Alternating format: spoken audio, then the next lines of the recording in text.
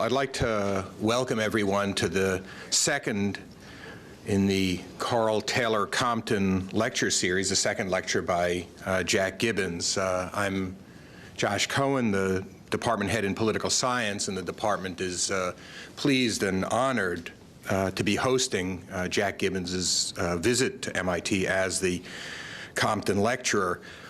My responsibility today, apart from doing what I just did, which is welcoming you here and introducing myself, is to introduce the introducer of Jack Gibbons, and that is John Deutsch. John Deutsch is an institute professor at MIT. He's served as director of the Central Intelligence Agency from May '95 to December '96. Before that, he was Deputy Secretary of Defense, and before that, Undersecretary of Defense for Acquisition and Technology. He's also served as Director of Energy Research, Acting Assistant Secretary for Energy Technology, and Undersecretary in the U.S. Department of Energy. In addition to all of that, he's been a member of the MIT faculty since 1970 and served as the chairman of the Department of Chemistry, the dean of science, and the provost. He's published 120 technical publications in physical chemistry, as well as numerous publications on technology, international security, and public policy issues. But John Deutsch's greatest distinction is that he was the provost when I got tenure here. John. Welcome. Thank you, Josh, for those compelling sentences, short and clear. I'm delighted to be here to introduce Jack Gibbons. Jack Gibbons is giving his second of 3 Carl Compton lectures here at MIT. The third will be given in the spring at a date yet to be announced. This is the second. I have particular warmth for Carl Compton lecturers, having been the Carl Compton professor here for many years. But it's a particular privilege to introduce Jack Gibbons to you, and it's worthwhile to spend a moment, briefly at least, on his career, because it is instructive for those of us who care about educating people here at MIT. Jack has had a quite broad career. He began actually in nuclear physics, where he was for many years at the Oak Ridge National Laboratory, and I believe that's when I first met him in the late '70s when I was Director of Energy Research for the United States Department of Energy. He also spent considerable time at the University of Tennessee. I'll come back to this in a moment.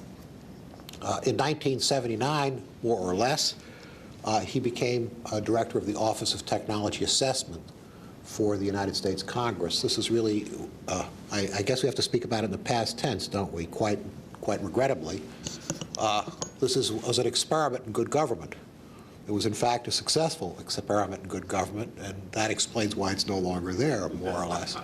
But the Office of Technology Assessment was intended to provide technical and objective, 2 words which are foreign to the patois in Washington, technical and objective advice and counsel and information to legislators on a wide range of subjects that they had to address on Capitol Hill. And it did an enormous amount of extremely useful and valuable work, and mostly it was noted for its honesty and its even-handedness at every issue that it addressed. Jack headed that office, as I said, from '79 till 1993, when he became President Clinton, in the first term, President Clinton's science advisor. He served in that office for 5 years. And I think he served in that office with as much dignity and as much honesty and clarity as any prior occupant of that office. Needless to say, coming from Tennessee, coming from Oak Ridge as he does, he was very close and you might say, a lieutenant of Vice President Gore, but worked on a variety of issues throughout the first Clinton term, including what is perhaps not widely known, perhaps one of the most important times of rebirth of our support for, federal support for basic research in a large number of departments throughout the federal establishment, notably NIH. But Jack did a splendid job, and I had the pleasure of working with him at that time. What is special about Jack Gibbons? You know, he's here at MIT. You have lots of people who are knowledgeable, lots of people who have vast experience, lots of people who have distinguished careers and who know stuff that we should hear. But there's something unusual about Jack Gibbons. There are actually two unusual features about Jack Gibbons that's important for us, for people here at MIT who care about technology and society, who care about how you give advice, how you give effective advice to government. There are two very special things about Jack Gibbons. The first is his integrity. There has never been a time that I've ever heard in Washington in over 25 years anybody say anything but the fact that Jack Gibbons is clear and fair and even-handed in how he makes his technical judgments. That is a rare reputation to have. I certainly lost my reputation in that regard a long time ago. A very important and something which I admire very much. But also the second important thing is that Jack really invented a field there in the early 70s in the remote area of Tennessee. And he invented a field which we now call energy conservation or energy productivity, if you like. But he was the first person in the technical community who took a systematic look at the question about how to use energy more efficiently and how to use energy in a way to accomplish all those things that we want energy to do for us with a minimum of adverse effect on the economy. It is hard to realize how little work had gone on in the area of energy conservation before Jack started his laboratory and his work in this area in the early 70s down in Tennessee, and has kept it throughout his time at Oak Ridge, at the University of Tennessee, and of course at OTA. So he has changed the way people think about important science and technology issue, namely the area of energy conservation. And that's something, too, that I respect about him, and that all of us should strive for as a goal of something we want to achieve professionally, to change the way people think about an important technical or scientific, social and technical matter. He's going to speak to us today about a subject that there's no person better qualified to speak to us about, the governance of science and technology. He's going to talk about theory. That section should be relatively brief. He's going to talk about myth. That section should be rather large. And he's going to talk about reality, about which no one knows more. I ask you to welcome my friend, Jack Gibbons. Thank you, John.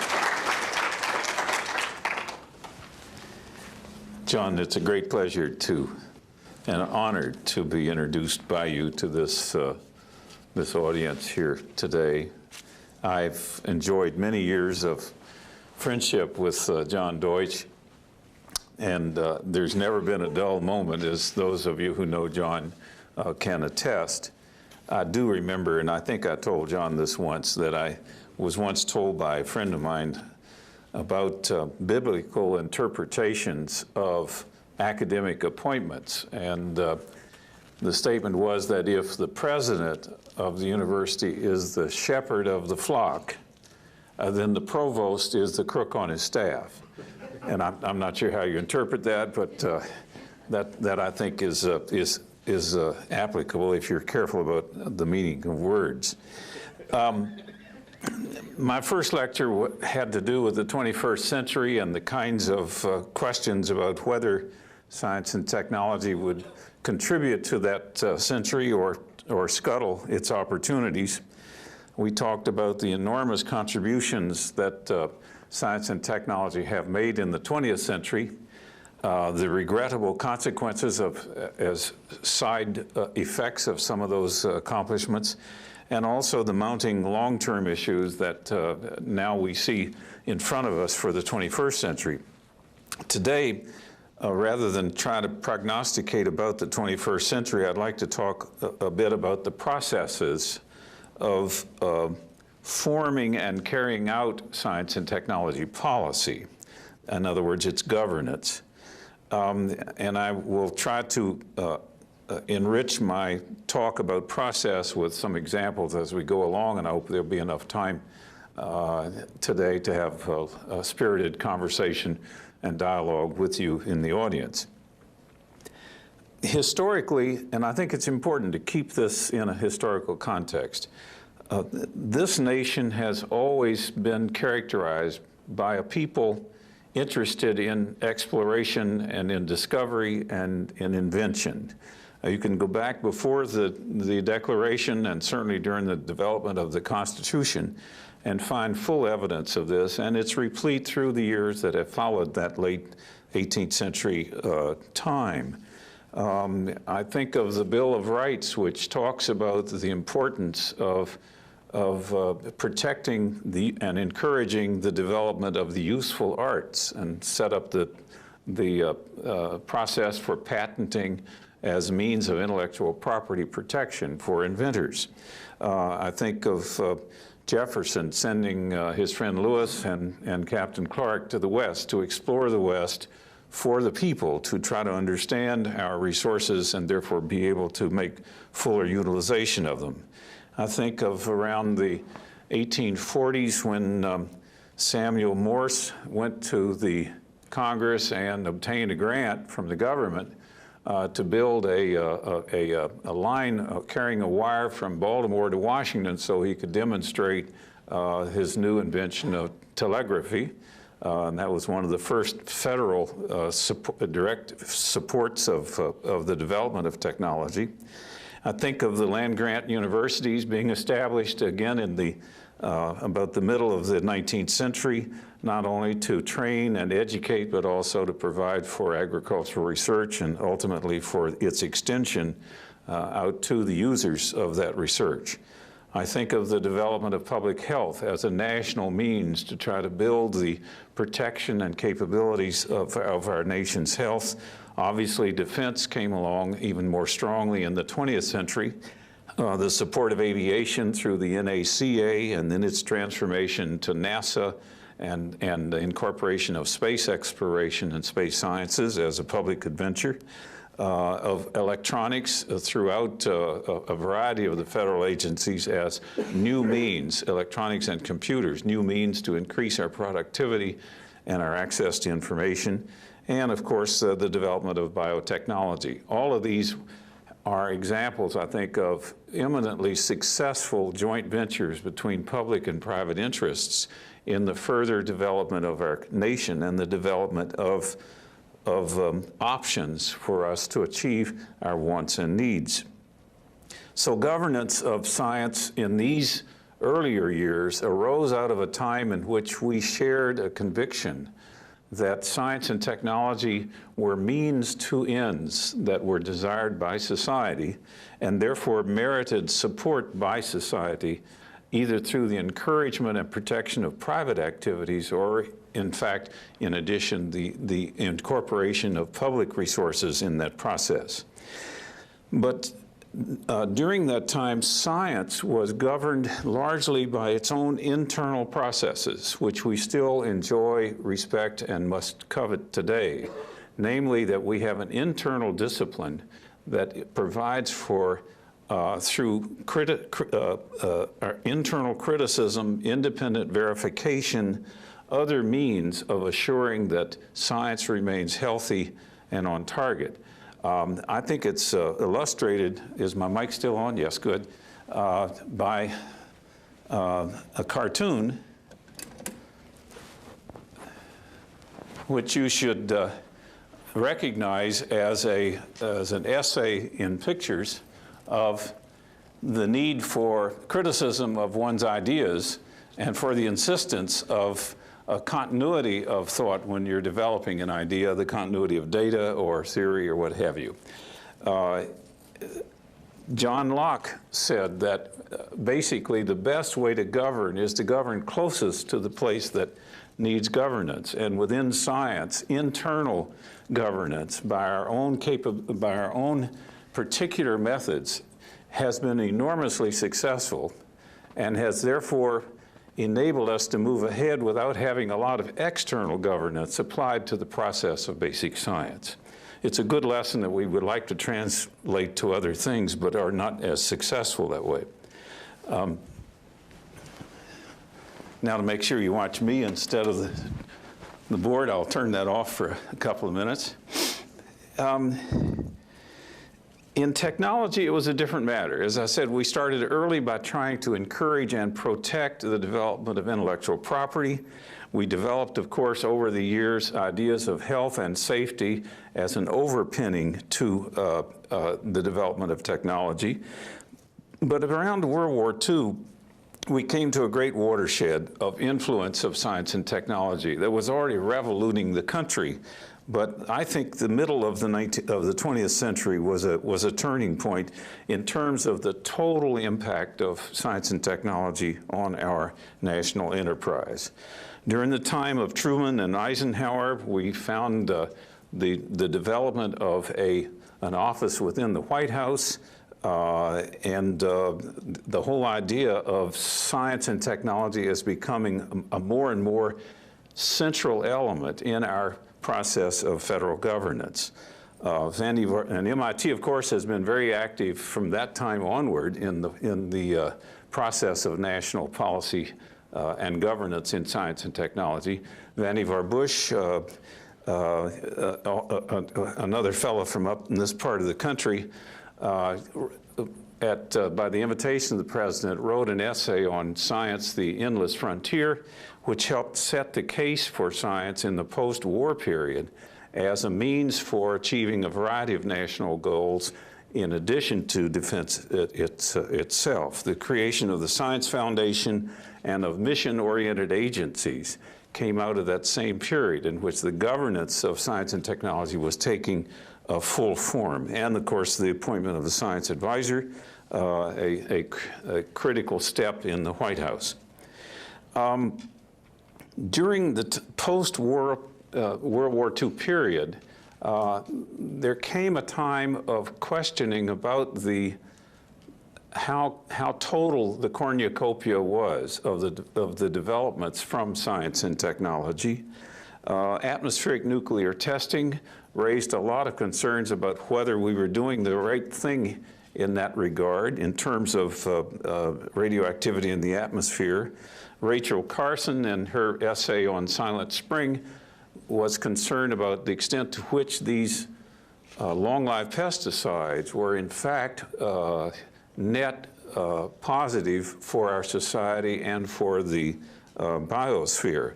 There were many arguments over the supersonic transport, which was a proposed plane to bring what someone at that time called the 21st century sound to America. Well, there were some people who felt that the sonic boom was not exactly a desirable 21st century sound, and there were other concerns about environmental problems in the upper atmosphere. And so there was a rising concern about whether or not we were being careful enough, not so much with science, but with the use of science in various technological applications. Max Born, about that time, wrote that, he said, intellect distinguishes between the possible and the impossible. Reason distinguishes between the sensible and the senseless. Even the possible, said Born, can be senseless. So there was this rising concern about the need for more careful governance, particularly of technology in the closing decades of the 20th century. Out of this came the formation of the Office of Technology Assessment, as John Deutsch mentioned to you, in the early 70s, as Congress's attempt to create within its own house a mechanism for focusing the debates that had to do with science and technology, elevating the level of that debate, and providing the mostly non-technical members of Congress with a means to access the kind of information they needed in order to carry out their fiduciary responsibilities in the governance of science. In fact, OTA found that in order to do this, to be an accepted and trusted party to both sides of the aisle, to both houses, and to all stakeholders with respect to technology was indeed a great challenge. And I remember in 1980, This little thing has never seen the light of day before, incidentally. We held an internal exercise about how to organize in order to carry out a technology assessment that would be trustworthy and acceptable to all the stakeholders, not so much to tell them what to do, but what their options were, and to narrow the debate a bit. In the process, we tried to talk about organizations, and I saved this sketch because I thought it's a kind of a humorous insight into the way some of the OTA people thought about the world. And I hope you can see that. You will note, and this is directly from the original we sketched one afternoon, that there are various ways to organize, and they reflect different cultures, different nations. And you will note, as you scan this, I think that the boxes tell you a lot about how different people think about organizing themselves in order to carry out work. In the middle is our ultimate sketch of what we saw as OTA's organization, namely the birth, the development, and the evolution of an assessment. And you can't read the fine print. I can hardly read it myself now, but basically it entails recognizing stakeholders and working back and forth between analysis and communication with Congress and communication with stakeholders, with constant feedback and review processes going on. A lot of feedback, criticism, and review until we finally had an output of a meaningful product. But I did want to share this with you because the whole process of carrying out an assessment was something that took a long time to learn how to develop so that one could be assured of not only accuracy, but also trustworthiness of the information and completeness of the illumination of the issues so that all stakeholders could find their best argument within that document, and therefore they could all use it as a means for elevating the debate.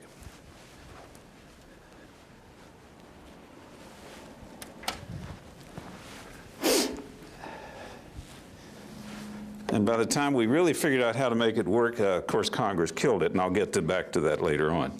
About the same time OTA was created, the Office of Science and Technology Policy was created by Congress to be an office within the White House. It's actually a so-called independent office. It's not exactly in the White House, but it is part of the White House.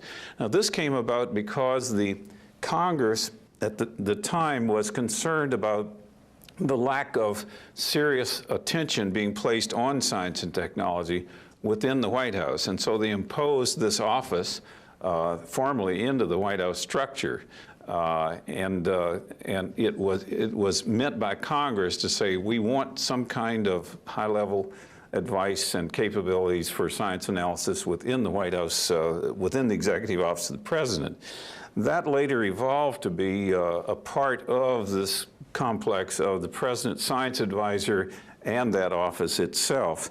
And I think it's working in an appropriate direction. But it is funny because in taking the job that I took and that Alan Bromley took before me, we actually had two commissions. One as Assistant to the President for Science and Technology, which had begun in earlier times, and also Director of the Office of Science and Technology Policy. Now, in the past 5 years,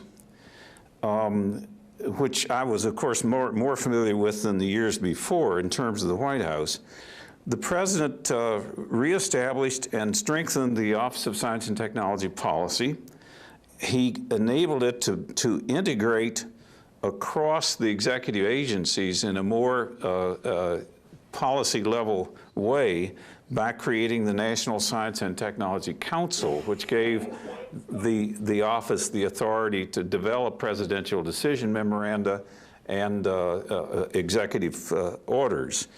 This enabled us to begin to pull the agencies together across the executive branch in a more meaningful way to create, in a sense, a kind of a virtual S&T department in terms of picking out big programs, interrelating the relevant pieces across the agencies, and having them put together in a more meaningful way in terms of the budget and the programs they were carrying out.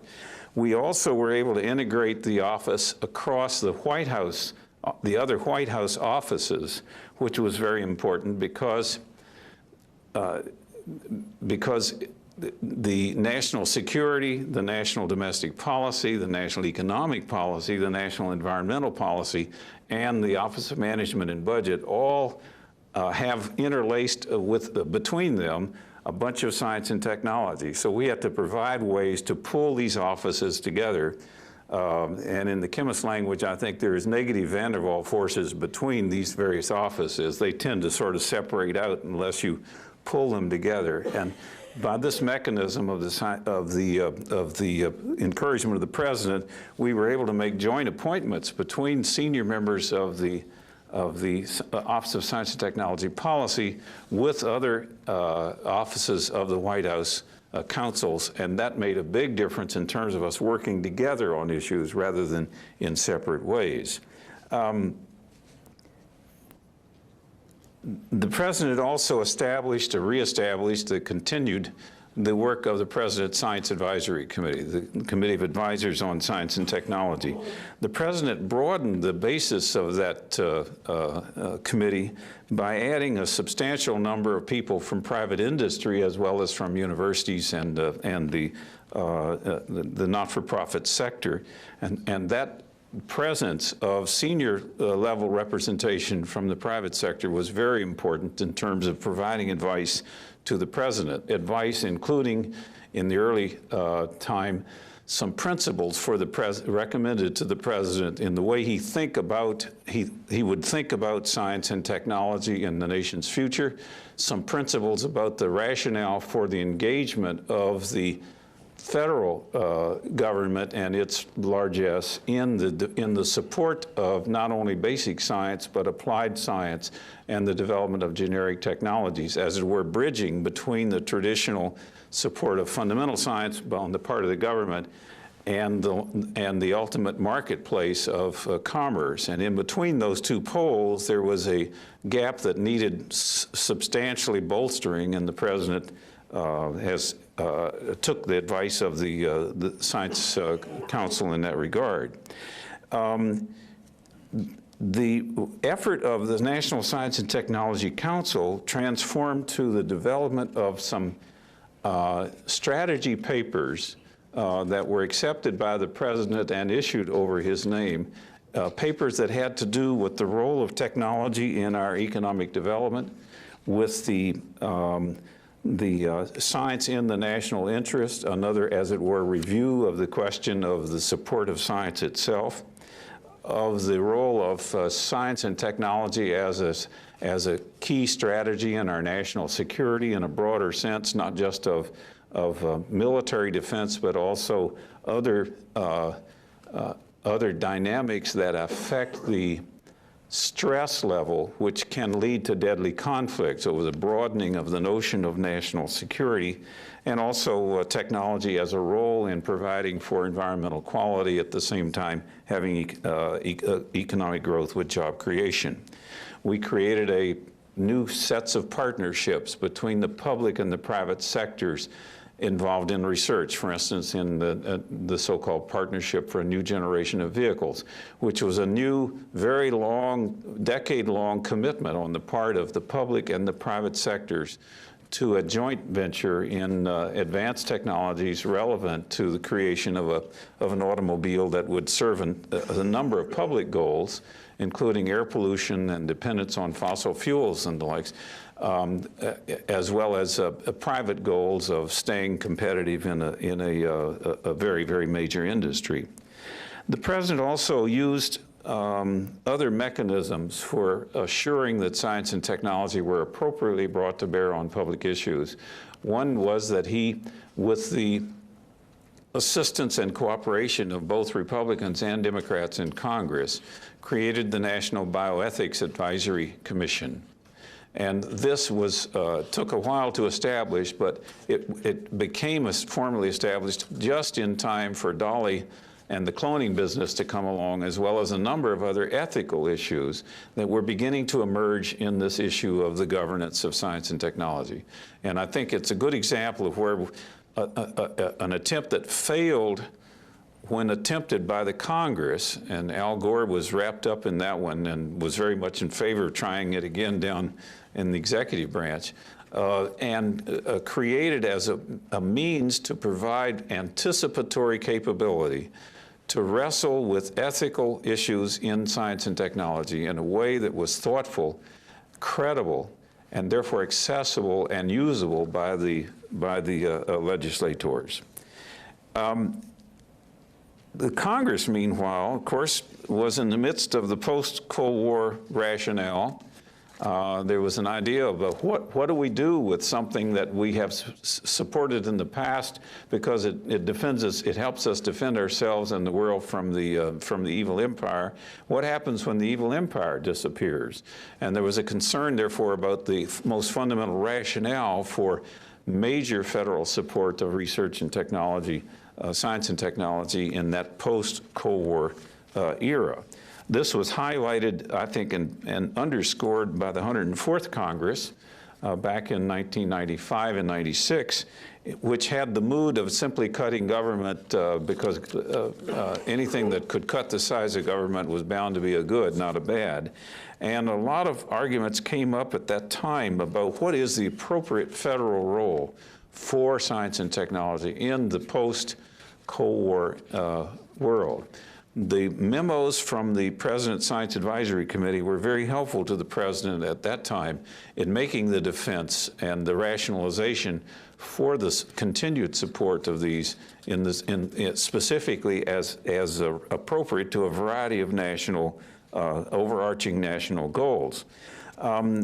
Industry came forward strongly at that time as another factor or voice in the governance of science and technology, in the form, for example, of a number of very large newspaper ads that were brought out, signed by a large number of captains of very diverse American industries, urging Congress to support science, especially, I was happy, especially university-based research, as means to achieve national ends. The power of the private sector coming in and not asking for money, but asking the federal government to support university research and higher education was made a very telling impact on the members of Congress as they delivered whether or not they should cut science by 30% or research by 30% or that order. So industry itself then played a role in affecting the way science and technology were governed, the perspective of how they should be governed and in what way. And academia also came forward. Your own President Vest was very effective, along with a number of other university presidents, in trying to clarify with the Congress that had not really thought this much about these issues, about the importance of science and technology as an integral part of the higher education process, and the combined impact of those activities on the future of our nation in terms of developing our options.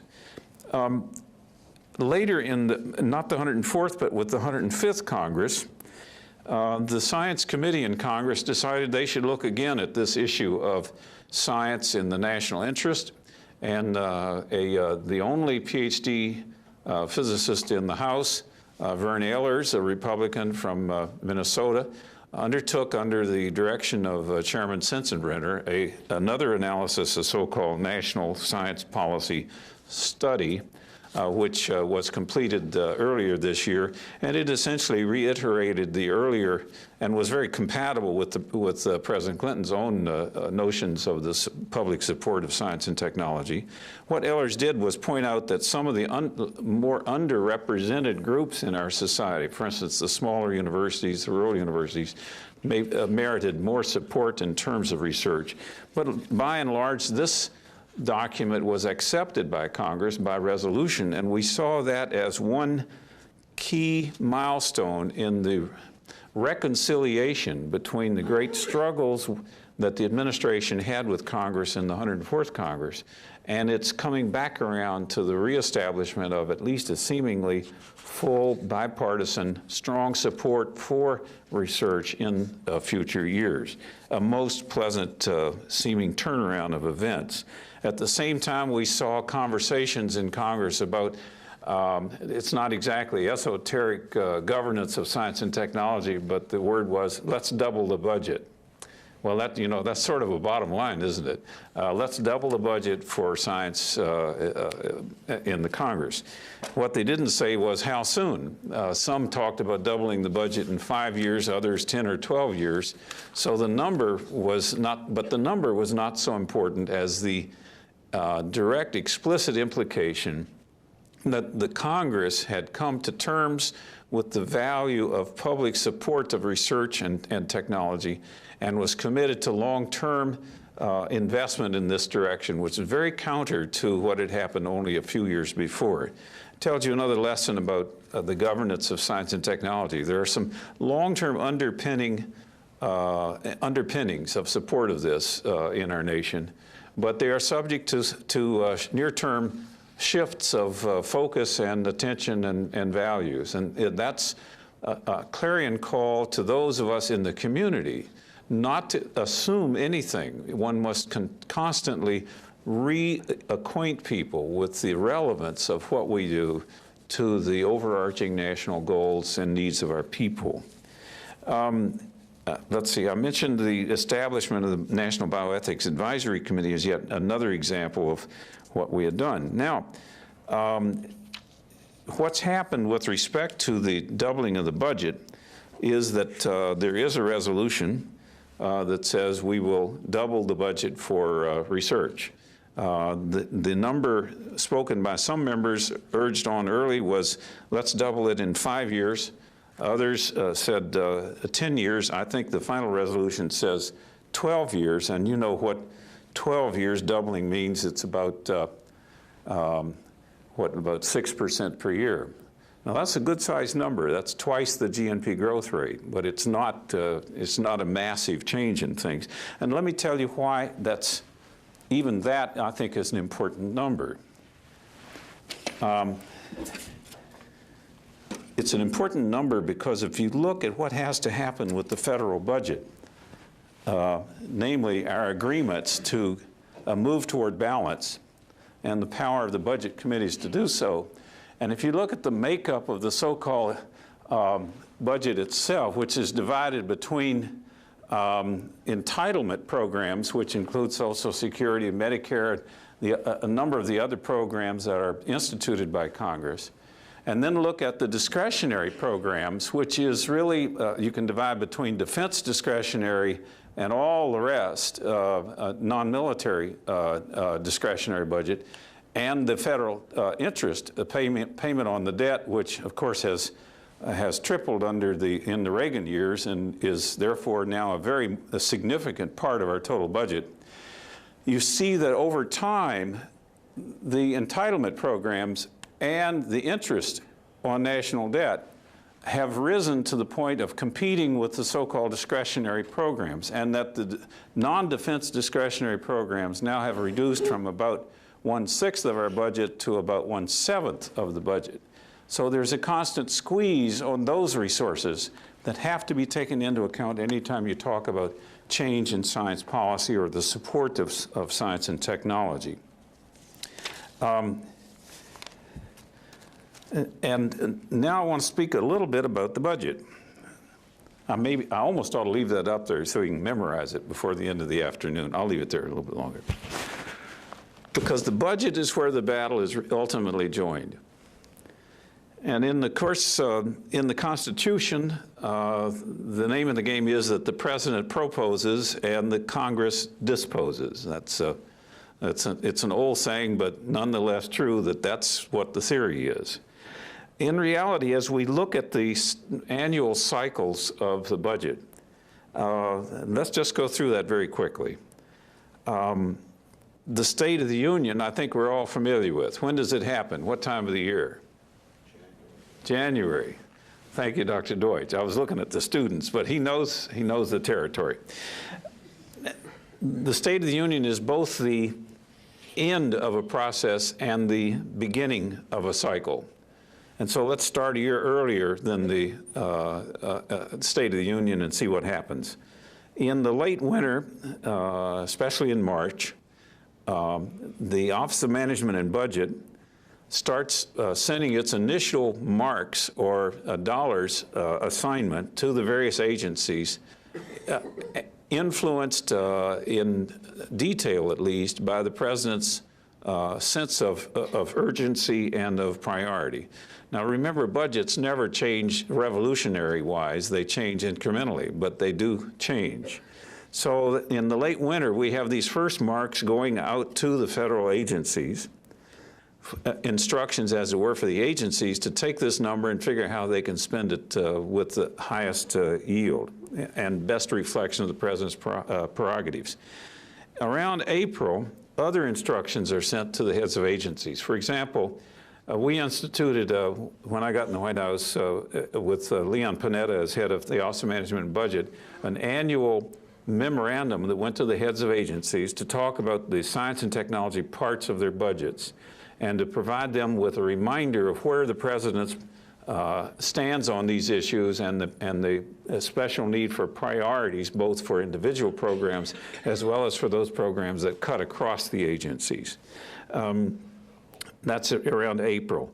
By midsummer, the agencies have to take all this information and crank it back through their own planning process to develop a submission back to the Office of Management and Budget for their detailed agency proposal.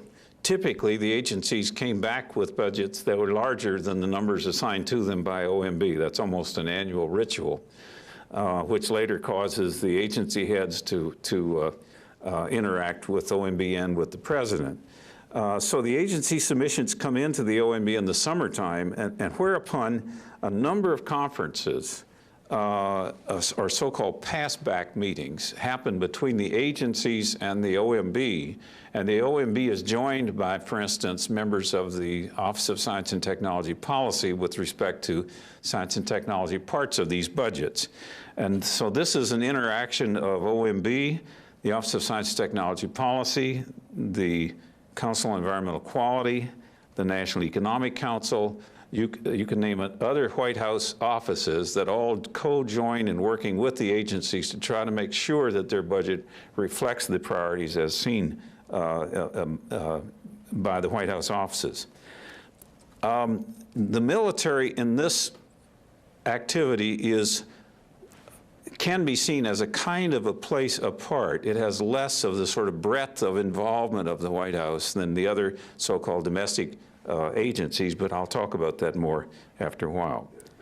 In the late fall, we begin to pull all the pieces together.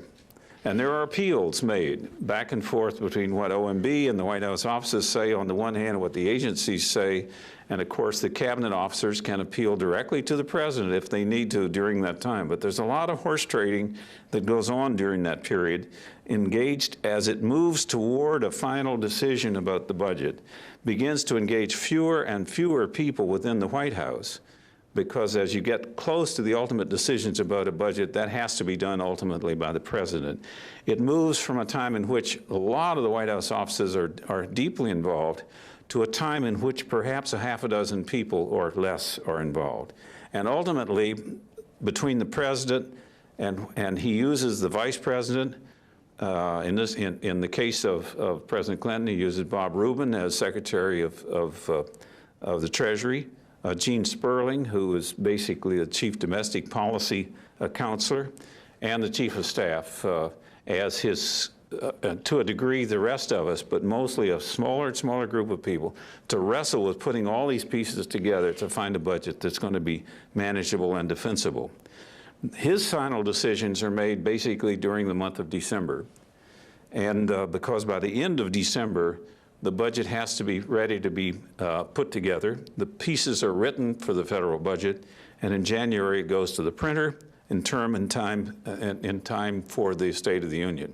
And then after the State of the Union comes the process of selling this budget, defending the budget before the Congress as they go through their rituals of hearings and consideration of the budget itself, which in turn take the spring and the summer and sometimes the fall, and sometimes it goes right on through the year, and so you have a continuing resolution, you don't even have a budget. But in the process of those hearings, again, the governance of science and technology is being tested. The President has proposed, the Congress disposes. And remember that the Congress has other constraints. They not only hear the President's budget, but within the Congress, they start with an overall budget number. And then they decide how they are going to allocate this, so-called 602 allocations of the whole pie off to the different appropriations committees. Now, the committees that have a lot to do with science, which in one committee, a subcommittee of appropriations has the Science Foundation, NASA, EPA, the Office of, and little things like the Office of Science and Technology Policy, and the Veterans Administration and the Housing and Urban Development Administration.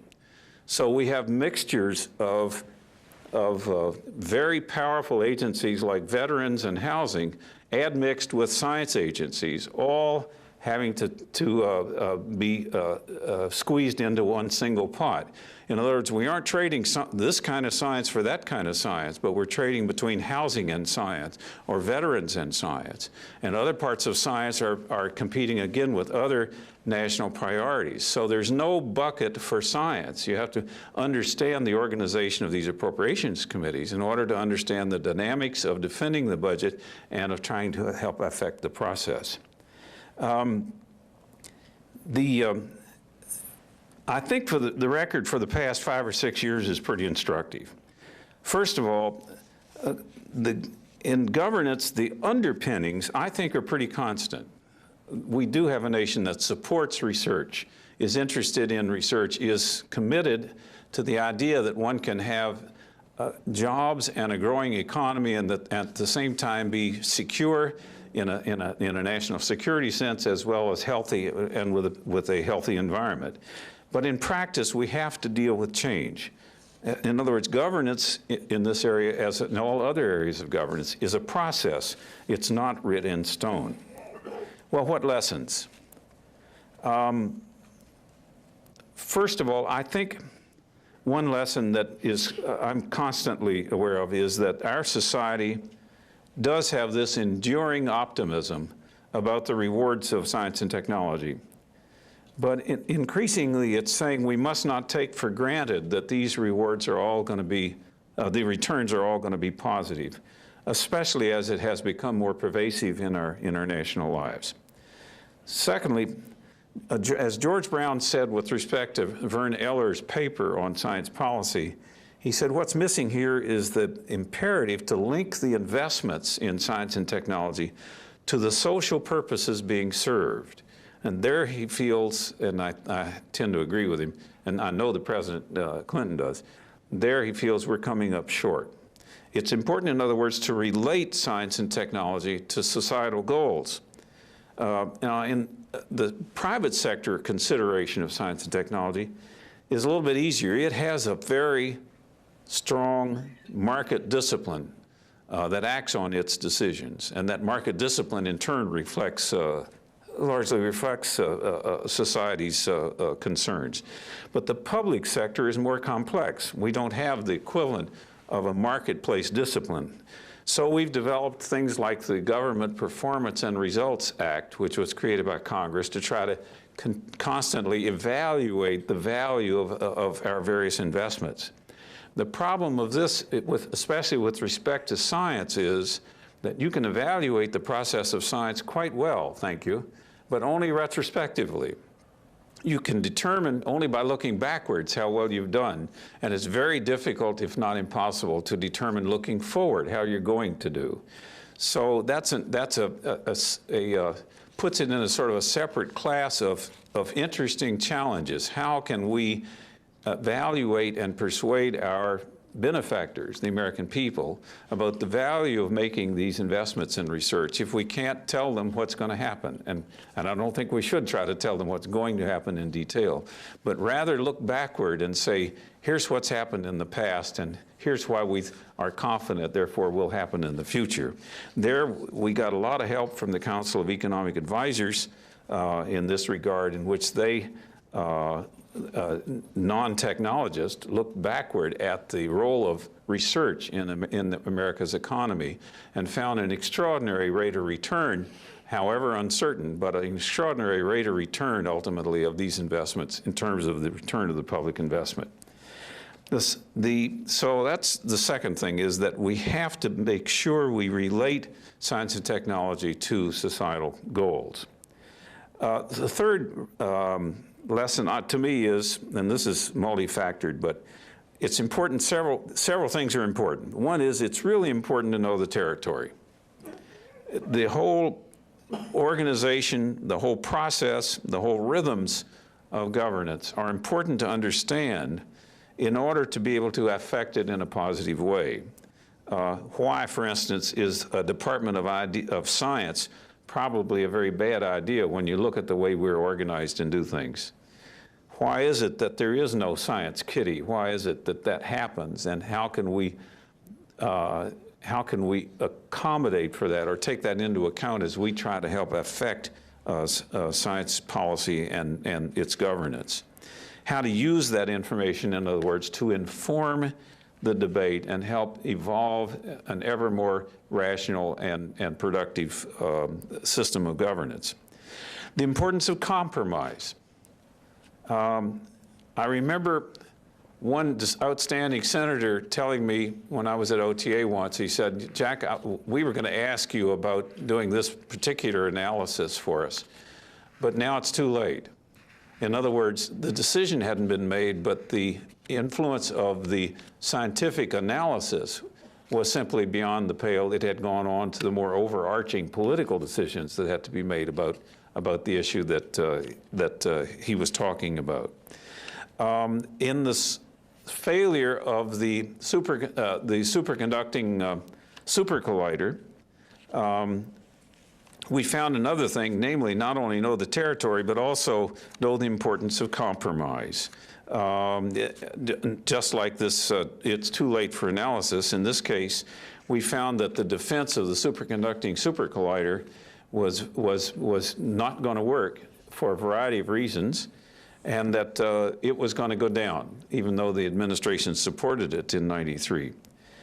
But as a consequence, we were able to recognize the importance of compromise here, not try to fight that decision, but rather to use it as a means to engender support for both the B factory, the B meson factory, which is being built at Stanford, and also for the U.S. joining the European community in support of the Large Hadron Collider. So I think that's a lesson where if life gives you lemons, then try to make lemonade from it.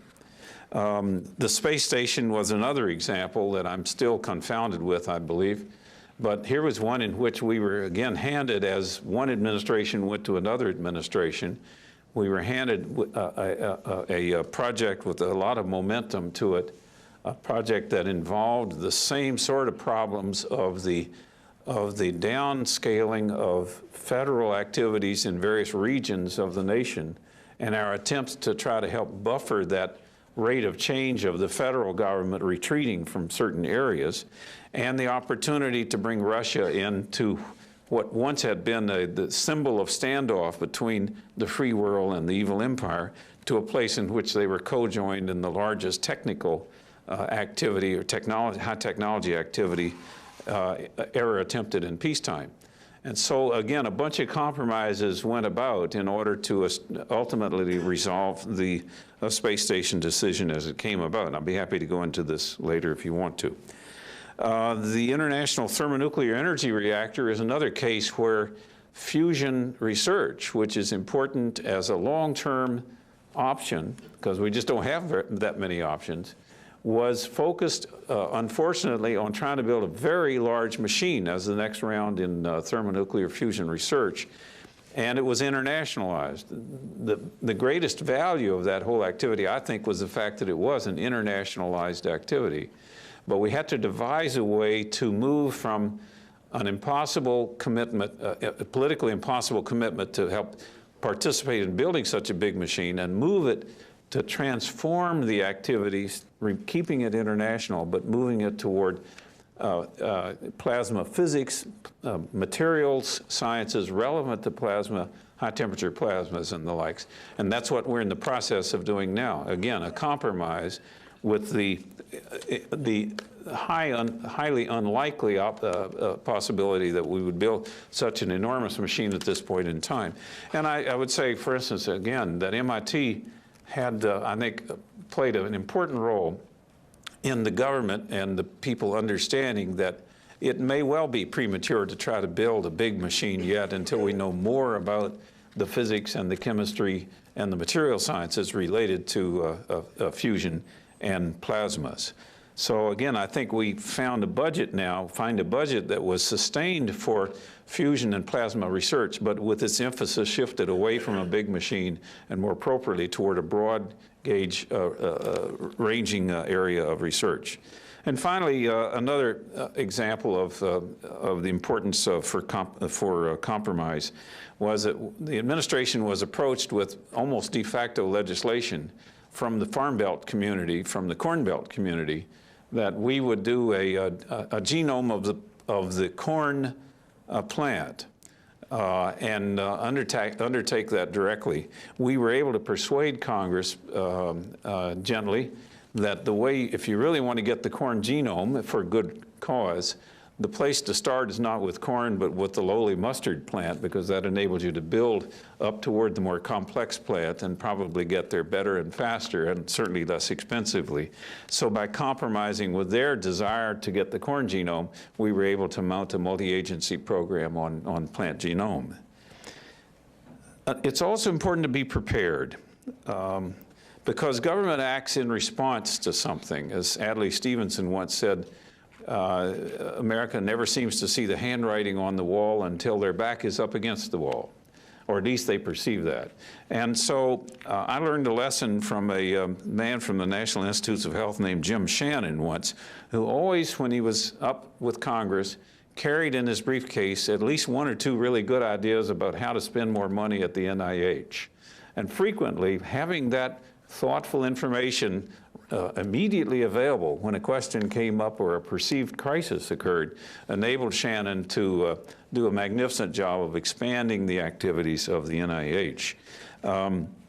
During the Arab oil embargo in 1973, which was a sudden crisis on America, a lot of foolish decisions were made, but we were able over the course of one weekend to put together information we'd been working on, which enabled us to move quickly toward passing a speed limit law on the open highways and a right turn on red law in urban areas, so that we could slow down the very fast traffic, which was less fuel efficient, and speed up the slow traffic, which would help urban air pollution and mileage in town. And we were able to do it over a weekend. Had we not had the crisis or the information available during that crisis, it would not have been able to happen.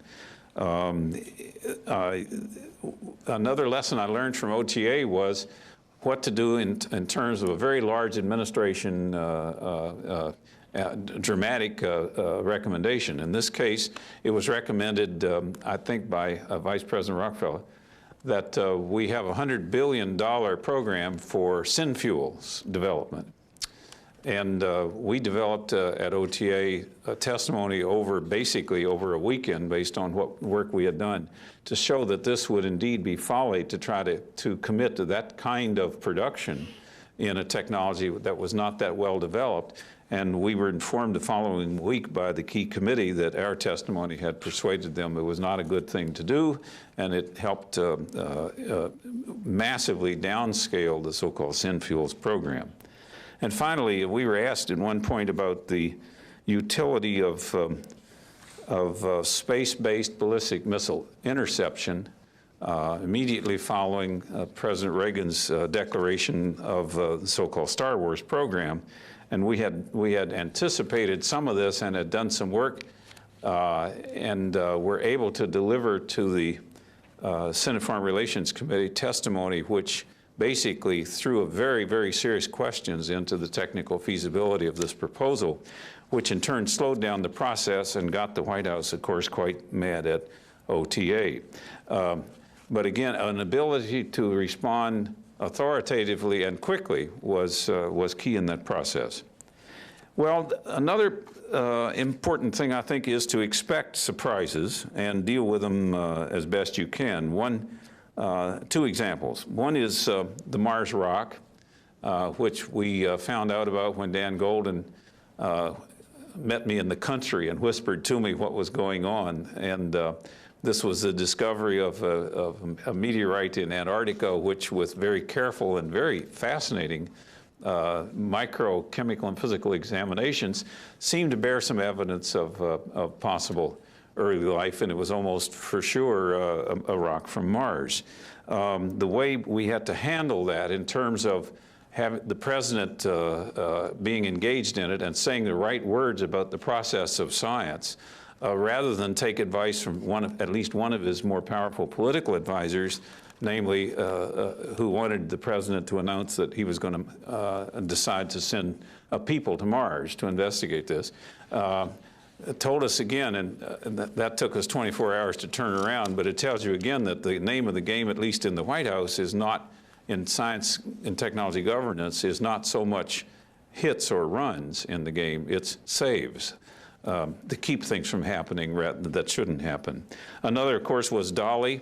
That sudden announcement caused a flurry of activities, and careful work between Harold Varmus, the head of the National Institutes of Health, and myself and others at the White House enabled the White House to take a position which was thoughtfully developed, had just the right words in it to head off what could have been some disastrous constraints put on biomedical research on the part of an overzealous Congress trying to respond to that situation.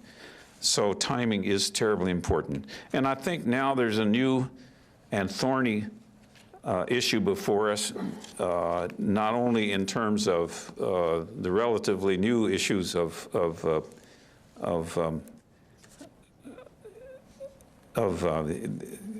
ethics, and that is of intergenerational governance of science and technology with intergenerational issues taken into account. And I think one only need think about climate change issues, global biodiversity, global population issues, as those things that are intrinsically, exactly, and very importantly, intergenerational in nature, and things that we haven't really faced substantially before in this century, that I think we're going to have to learn how to deal with in the coming decade.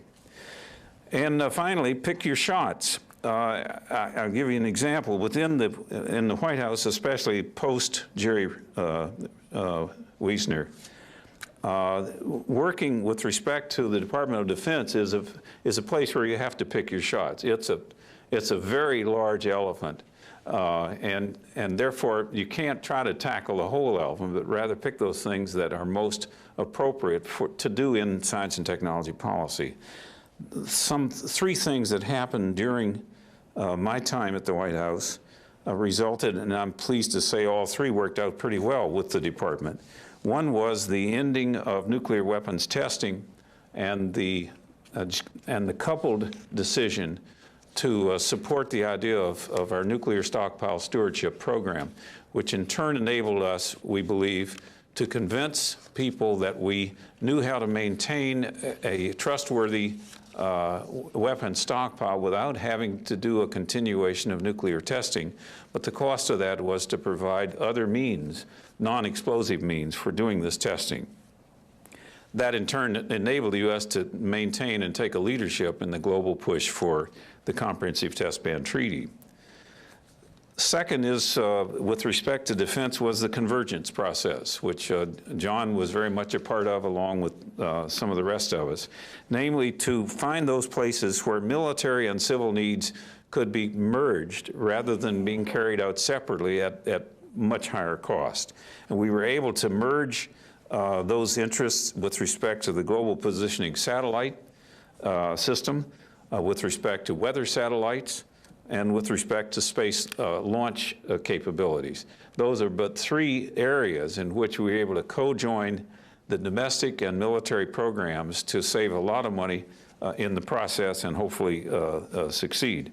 The final one was in most recent budget I had to deal with was support for the basic and applied research programs in the Department of Defense, so-called 6.1 and 6.2 programs, in which we determined fairly late in the process of the '99 budget that the department was seen to be getting ready to come in with much lower numbers for those 2 areas because the services were more interested, especially certain of the services, were more interested in acquiring hardware and other things related to current readiness rather than these very long-term research activities, which are not that much on the agenda of the services generals who have a relatively shorter time interest in their future.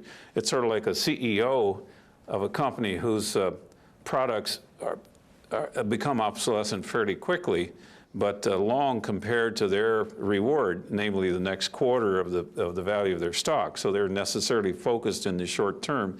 And the same for some of the services.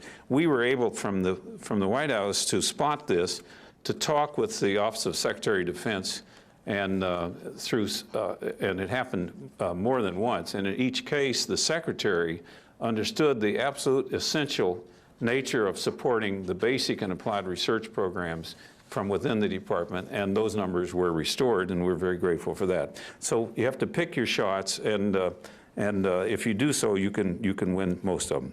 Well, what's my final conclusion? I think science and discovery enables us to develop options that in turn will enable a desired future to emerge if we choose it. Antoine Saint-Exupéry once said that, I think this is from The Little Prince, he said, your job is not to predict the future, but to enable it. And that, I think, is the task of the science and technology community, to enable those overarching national goals and needs to be achieved. And lastly, I think a conclusion is that we have a newfound perspective of the power of science and technology in our present and future lives. Indeed, that power gives us, as someone said, both the promises of heaven and the perils of hell. And that reality means that governance will forever be with us in this very powerful medium, but also we must have eternal vigilance, especially from within the community, to assure that the debate is elevated, is level, and is one in which we can participate, not necessarily as members of Congress, but as concerned and informed citizens.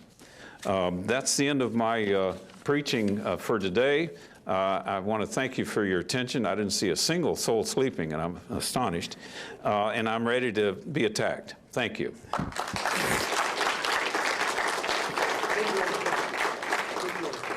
Okay. Now, while I go over here to turn off my slide, do you have any comments or questions? Anyone want to go into political science? Let's start here, and then you're second. Yeah. How do you see PhDs becoming concerned citizens in the future? Well, I think PhDs have a special requirement because they have had the good fortune of not only having good minds, but also being able to exercise them and achieve an advanced degree. So they have special responsibilities inherently incumbent on them to be full citizens, and that is to use that wisdom to help inform the debate and to help raise the level of awareness in our society. Madison said that if we want to be our own governors, we have to use the power that knowledge gives us, and knowledge gives you a special amount of power, and you don't have to wait till you finish your PhD to begin to exercise that in the issues of public policy. There are other ways once you finish. I, for instance, got into policy not right away, fortunately, but I did research for a number of years, and then I moved toward policy because I had that extra experience of knowing what it's like to be at the bench, to be part of discovery. And it became a fascinating thing to me because it's a lot more difficult than doing physics. But there are postdoctoral fellowships to work on the committees of Congress. There are on the staffs of some of the members. We now have 2 PhD members of the House instead of 1. That's 100% increase. That's a pretty good start on top of George Brown. So there are a variety of mechanisms, but I would say the first thing to do is to equip yourself with not only the technical skills that you have, but to constantly think and read about the relevance of those skills broadly to the issues before the public. And as the President said, think about a homeowner and what their concerns are, and how do those concerns relate to the kinds of tools of opportunities that science and technology bring to them. All too frequently, they're too separated. It's easy to do with health, and that's why NIH gets so readily supported. It's tougher to do with some of the other areas we're working in, but nonetheless valid and important. In fact, Harold Varmus in the Roosevelt Room a year ago, not even a year ago, stood up when we were having a meeting on the budget and made a wonderful defense, not of his budget, but of the National Science Foundation budget, because he said, we've got to have that support if we expect to move ahead in biomedicine. And the President picked up on this and talked about it at the 150th anniversary of the AAAS. It's that sense of the importance of all of science in order to move ahead on some particular area, in this case biomedicine. But it's a hard sell, and it's one we have to continue to work on and understand that it's not widely known about the relevance of science to people's individuals' lives. Not as widely known as we need for it to be. Yes? This question more has to do with more of the budget aspect of it. Why is it, like, pertaining to specifically the superconductor, supercollider, is it that when whatever agency was leading that, why couldn't they go to Congress and say, well, we need $10 billion or however much we need over the next 5 years? So why can't we have a guaranteed $10 billion and just have that given to us over 5 years instead of having to come back each year and asking for $2 billion and eventually, well, as that case was, spending a couple of $1 billion and then just canceling the project? Well, there are precedents to this. For instance, when you build a new aircraft carrier, you commit to the whole thing, and then and that sort of puts the Congress on line to say, in the succeeding years, we're going to commit and make the necessary appropriations. It's never really been carried over to large scientific projects in that sense, but Congress is moving in the direction of wanting to budget by project rather than by year things.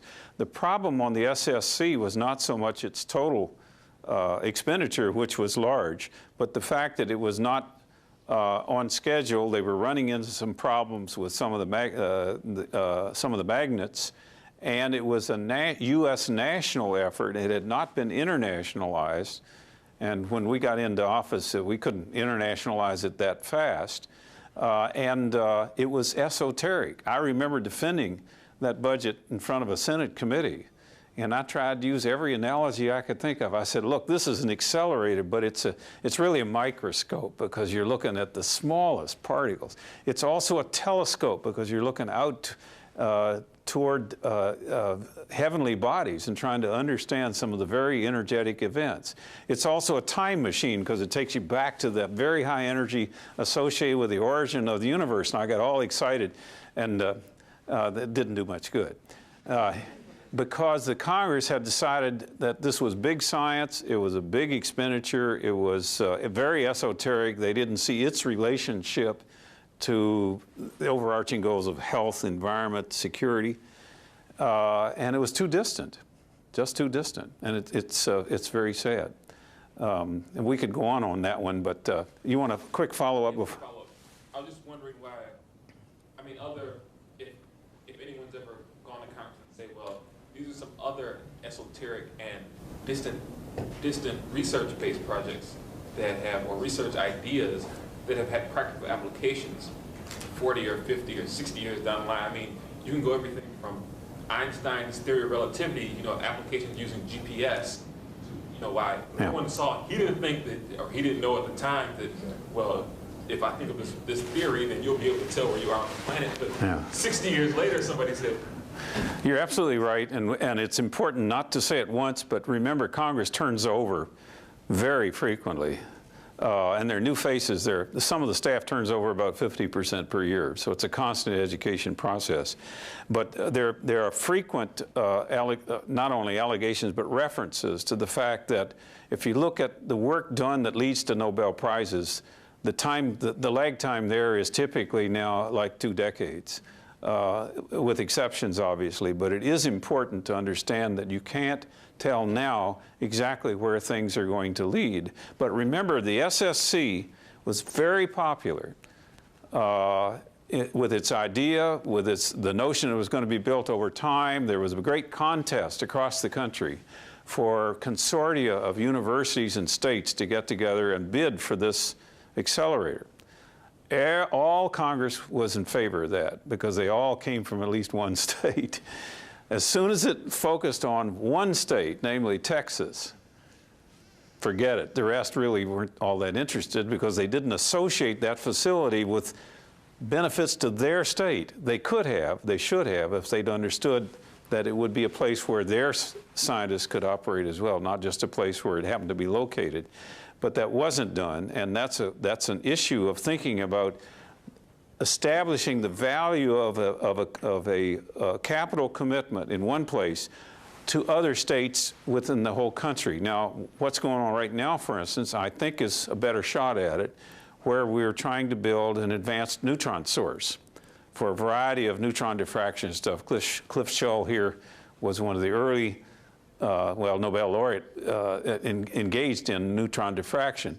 It's a tool of studying condensed matter physics, of studying biological molecules, all sorts of things. But you can only build one of these things. They're very expensive, and they finally settled on both the facility, which will be an accelerator rather than a nuclear reactor, and will be located at Oak Ridge not because that's where the Vice President's from, but because that's where we have a very large national laboratory deeply engaged in this work over years, and it's the only of the big national laboratories that doesn't have some big facility in it. So here we're trying to build the case that this facility, wherever located, has enormous importance to the nation, not just in basic research, but also by industry. And we hope that by that means, Congress will continue to fund the project itself, and the most recent vote was that they intend to do that. Yes, ma'am. Okay, a minute ago you said that the connection between the scientist and the homeowner is not widely known. And it doesn't strike well with me just simply because I know that as a scientist, I'll be a homeowner also. And I wonder if it's not widely known simply because we as scientists tend to separate ourselves from the rest of the community, and that we don't sit and really think about what the impact our research and our inventions or whatever else that we do will actually have on the society and the community that we live in. And I wonder if you see any way, like through education, say here at MIT or at any other institution, where we could really encourage scientists and students to really think about all of those things while we're doing our research, because we tend to kind of forget about the rest of the community, and that's why there's that separation between scientists and non-scientists.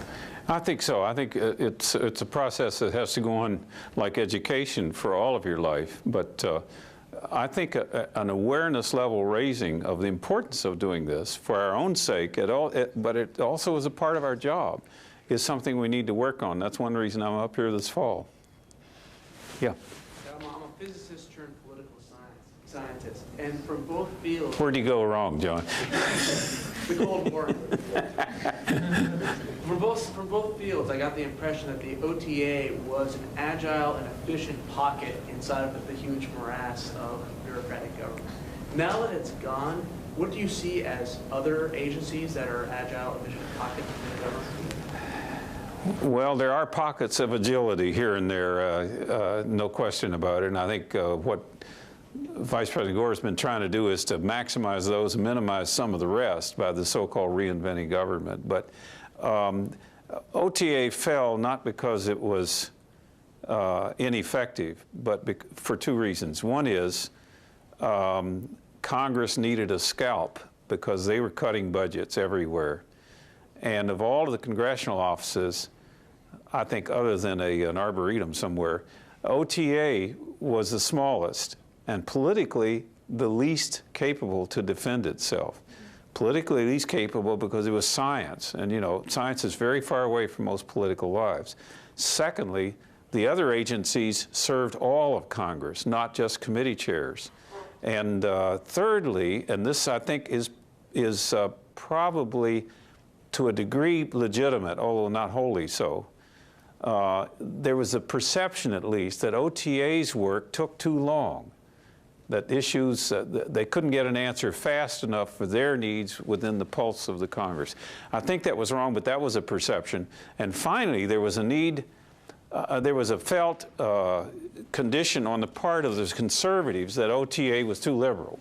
And it mostly relates back to the Star Wars fight we got into. Some people even called the demise of OTA as Reagan's revenge. I think, again, the facts of the matter are that it cannot be labeled as either liberal or conservative because we always gave the best arguments to both sides. But that nonetheless was part of the argument.